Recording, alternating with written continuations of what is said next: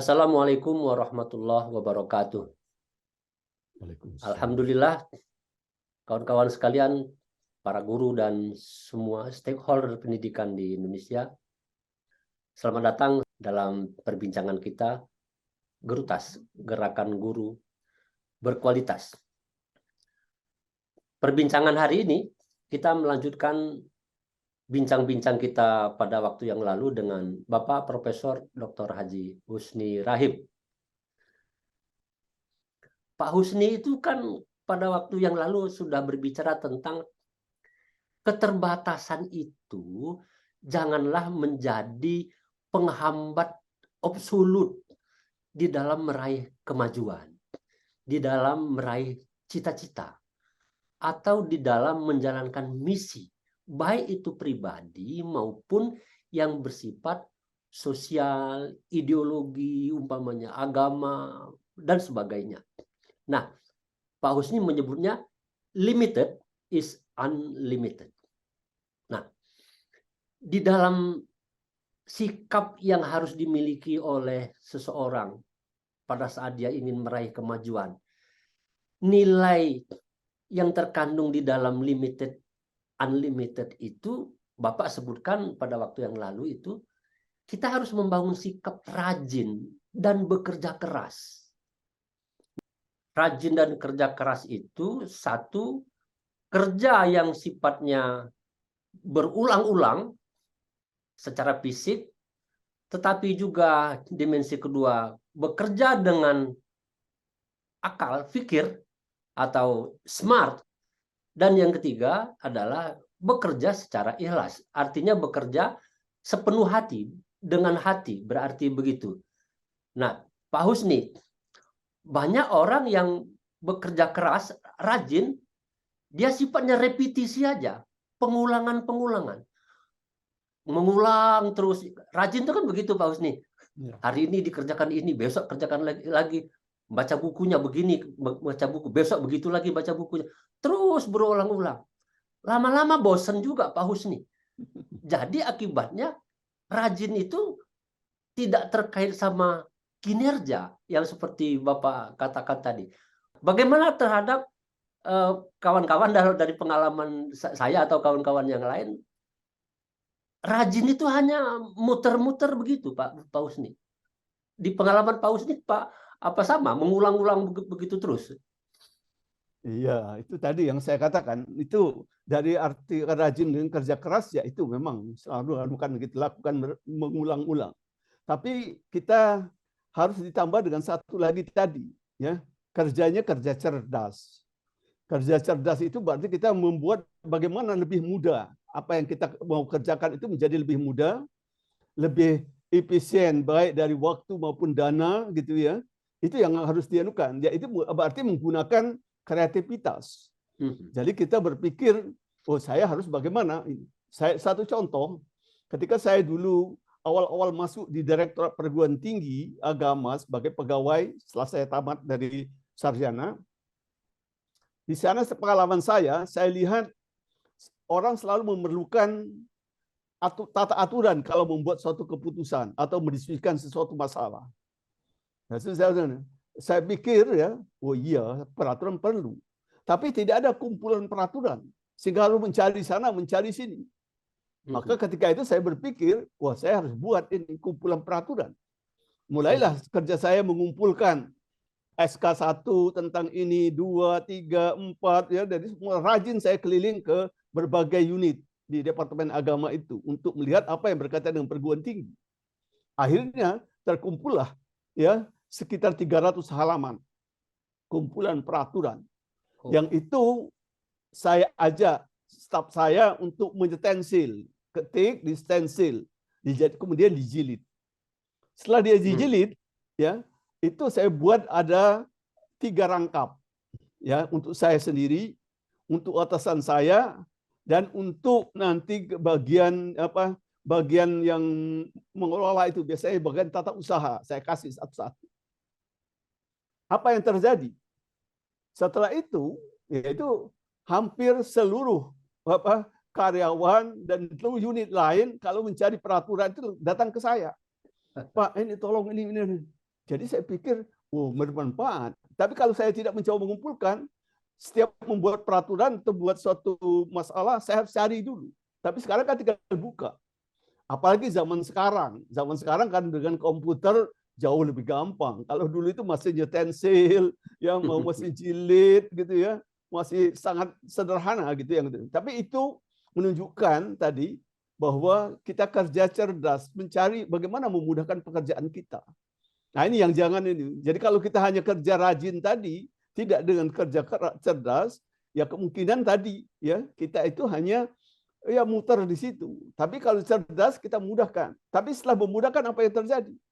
Semua orang memudahkan kita dan atasan kita juga menyenangi kita. Karena kita dianggap memudahkan pekerjaannya. Itu sama aja juga ketika saya tidak pernah merasa waktu itu apa perlunya statistik. Tapi saya kursus statistik. Tapi ketika saya dikerja, saya merasa manfaatnya ada.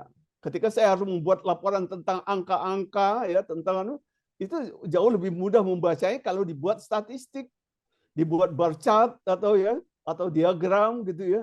Dan ketika itu saya sajikan, betapa senangnya ya atasan kita melihat, wow ini mudah membacanya dan ini bisa anukan gitu. Nah itu berarti kerja keras tadi dengan ikuti cerdas. So kalau kita tidak cerdas, ya tadi kita memutar mengulang. Tapi kita mencari sesuatu yang baru memudahkan pekerjaan kita. Nah tapi harus ikirugi juga tadi dengan ikhlas. Karena itu kan tidak ada perintah. Kamu kerjakan ini, tidak ada perintah. Kita cari sendiri. Cari sendiri kan harus kemana kemari gitu ya. Ya itu juga tidak berharap kita ini mudah-mudahan bermanfaat saja. Nanti kalau bermanfaat, ya mungkin banyak orang yang memakai. Nah itu menunjukkan ikhlas. Ya, bermanfaat banyak orang yang memakai. Guru saya kira bisa berbuat banyak seperti itu.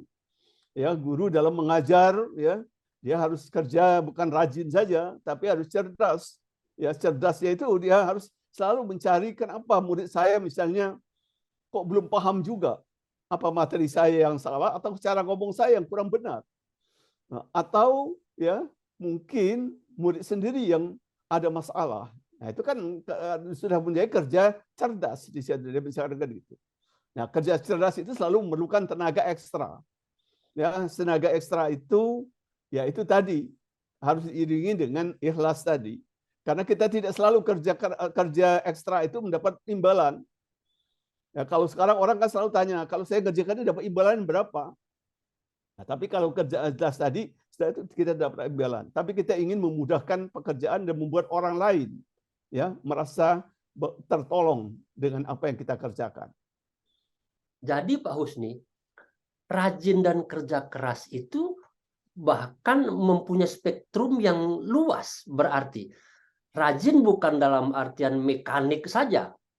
Pengulangan dari A dilakukan A lagi, kemudian hari ini dikerjakan seperti yang diperintahkan oleh guru umpamanya, atau oleh atasan, oleh kepala sekolah umpamanya, maka besok dilakukan hal yang sama. Peraturannya memang harus dikerjakan begitu, maka hari besok dilakukan lagi, minggu depan begitu lagi. Jadi dia tidak mekanik begitu Pak Husni ya. Betul. Diperlukan ada kreativitas, sikap kreatif yang dimiliki oleh seseorang. Pak Husni, untuk menumbuhkan sikap kreatif ini bagaimana? Mengapa Pak Husni mau mengumpulkan peraturan-peraturan yang banyak itu, padahal Bapak kan tidak diperintahkan oleh atasan.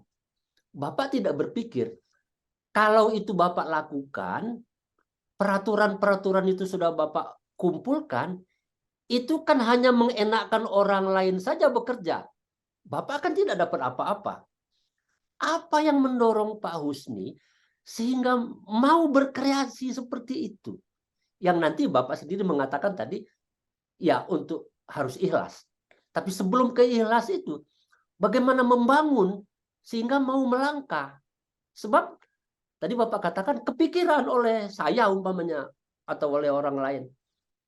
Toh tidak diperintahkan. Yang kedua, ini mengenakan orang lain saja sifatnya. Yang ketiga, belum juga tentu dapat ada ada apa nah impact atau akibat positifnya kepada saya dapat honor umpamanya, dapat tambahan penghasilan. Toh tidak juga. Apa yang mendorong Bapak mau melakukan kreativitas itu? Itu yang menarik, Pak. Iya. Dari pengalaman Pak. Jadi kalau lihat dari itu adalah dari pengalaman yang membuat saya mendorong saya. Pengalaman saya mengerjakan sesuatu memerlukan peraturan. Dari peraturan itu terserak berak di mana-mana. Ketika harus menyelesaikan satu tugas saja, itu harus lari ke sana cari peraturan apa, cari ke sini. Jadi pengalaman itu membuat kita berpikir, wow, kalau seperti ini harusnya ya kumpulan peraturan kita buat. Kalau sudah kumpulan peraturan kita buat, ya maka saya sudah tidak terlalu sulit lagi untuk mencari. Dan juga ini akan orang lain, karena kita di kantor itu kan bukan kerja sendiri. Orang lain juga bisa menikmati apa yang kita kerjakan ini. Ini yang anunya. Jadi dasar pertama itu adalah pengalaman dulu. Jadi pengalaman kita harus ke sana kemari mencari itu, ya. Nah, kalau dari itu kita merasa kesulitan, memerlukan waktu lebih banyak untuk mengerjakan sesuatu pekerjaan. Nah, tetapi setelah itu terkumpul, berarti kan lebih mudah mengerjakan sesuatu itu bisa lebih cepat. Nah, itu yang mendorong itu. Jadi kemudian yang kedua, ya memang yang semangatnya itu adalah kemungkinan itu ya karena kita aktif berorganisasi. Ya, aktif berorganisasi itu kan terbiasa menolong orang. Jadi kebiasaan aktif itu menolong orang itu kan menjadi suatu kebiasaan karena kita di organisasi selalu saling tolong menolong. Maka tidak terpikir tadi ya apakah nanti yang saya kerjakan ini akan dapat imbalan atau tidak pernah terpikir. Tadi kan jadi terpikir ini akan menolong orang lain. Saya sangat tertolong, saya sendiri, orang lain juga akan tertolong. Itu yang terpikir oleh saya di situ. Dan inilah mungkin nanti awal nanti saya lihat setelah itu bagian-bagian lain ya, bagian perundangan mulai mencetak kumpulan peraturan ya, dari di biro hukum juga mengadukan kumpulan perundang-undangan ya itu. Tapi memulai itu ya itu memerlukan tadi ya, tadi semangat tadi bahwa saya kesulitan, saya ingin memudahkan diri saya, otomatis orang lain juga akan termudahkan. Dan terutama ya pekerjaan kita menjadi bisa lebih cepat selesai. Jadi itu sebenarnya yang mendorong kita sendiri itu untuk memang kreativitas itu muncul ya itu juga karena kita banyak membaca, kita banyak bergaul ya, kita banyak yang saya katakan tadi dari beraktif berorganisasi. Organisasi kan selalu membuat kita ingin menyelesaikan satu masalah secara bersama-sama. Itu yang adukan gitu. Jadi semangat itulah yang membuat kita berpikir, kok ini susah betul mau membuat satu surat saja dengan suatu pertimbangan dasar hukum, kok susah sekali anunya gitu. Nah, jadi kenapa tidak kita cari cara itu? Jadi di sana munculnya itu kreativitas itu dengan sendirinya. Di tempat yang lain, ya guru-guru ya saya kira banyak sekali peluang berkreativitas ya untuk mendidik anaknya atau memberikan pelajaran bagaimana membuat pelajaran ini menjadi lebih mudah, lebih menarik gitu. Itu kalau dia berpikir, kalau dia menghadapi masalah. Ketika dia mengajar melihat anak-anak banyak yang tidak serius, mungkin hanya sambil menulis, ada yang ngobrol, ada gurunya kan kalau dia apa adanya melaksanakan tugas dia biarkan. Tapi seorang guru yang benar, dia akan berpikir, kenapa kok kelas saya kok jadi tidak hidup ini? Kok kelasnya seperti ini? Ini mungkin ada sesuatu yang salah. Nah itu kan tujuan kita kan ingin membuat mereka kan. Nah ini yang harus dilakukan. Kreativitas itu diawali dengan kita bertanya terhadap masalah ini, kesulitan ini bisa nggak diatasi? Gimana? Nah cara mengatasi itulah memancing kreativitas. Jadi tanpa ada masalah, kreativitas biasanya tidak muncul. Tapi ada masalah mempercepat proses kreativitas itu muncul. Karena kreativitas itu akan membuat masalah terselesaikan dengan cepat, dengan baik gitu, dengan ya mungkin efisien baik dari aspek biaya maupun waktu. Ini yang harus dijadikan catatan ketika kita ingin bekerja ya secara rajin dan kerja secara sungguh-sungguh. Nah, nilai yang satu lagi yang saya katakan tadi itu tidak tersebutkan. Nilai ibadah itu hanya pada diri kita. Pada diri kita katakan, ya ini mudah-mudahan apa yang saya kerjakan ini nanti bermanfaat untuk orang lain. Nah, kata manfaat orang lain itu kan sudah satu ibadah. Itu anunya. Tapi tidak pernah diucapkan. Karena kalau diucapkan hilang nilai ibadahnya.